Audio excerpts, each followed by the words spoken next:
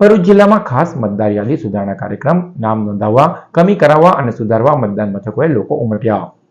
આજે રવિવારે ખાસ મતદાર યાદી સુધારણા કાર્યક્રમ હાથ ધરાયો.